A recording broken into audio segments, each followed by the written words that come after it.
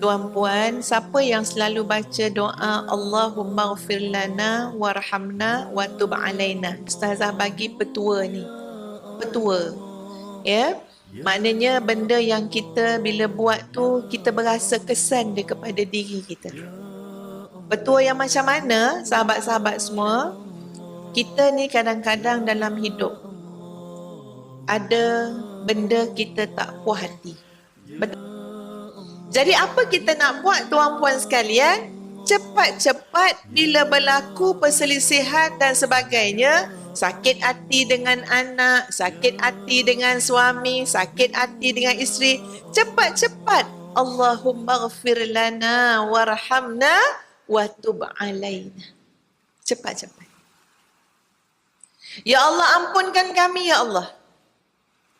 Kasihan belas kepada kami ya Allah.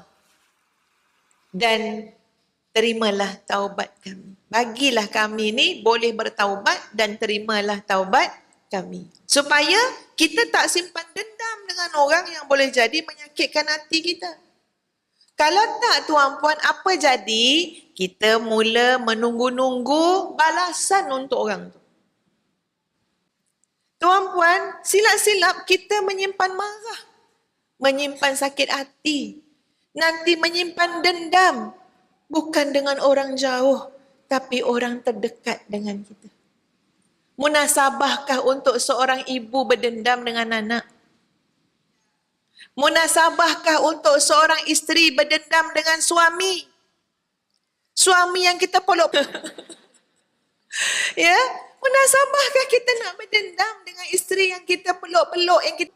tapi kerana sakit hati. Kita nak melihat dia jatuh tersungkur. Senang nanti kita kata padan muka. Puan, sebab kita dalam menguruskan konflik itu mesti minta hidayah daripada Allah Subhanahu Wa Taala. Maka betul. Banyak kali dah saya cuba. Alhamdulillah. Ya, kadang bukan nak bermaaf-maafan sangat. Kalau ikutkan sakit hati, bukan nak bermaafan sangat. Allahumma ghfir lana warhamna wa tub alaina. Kami sama-sama tak darat ya Allah. Kami sama-sama lemah. Kami sama-sama tak mampu. Baik aku maupun dia. Maka ya Allah, ampunkanlah kami. Berilah kasihan belas-Mu kepada kami. Dan terimalah taubat kami. Masya Allah. Lapang hati tuan-puan. Lapang hati. Ya, kalau tak percaya, cuba buat. Tengah marah, tengah begini, ya, tapi nak berbaik. Bersalaman.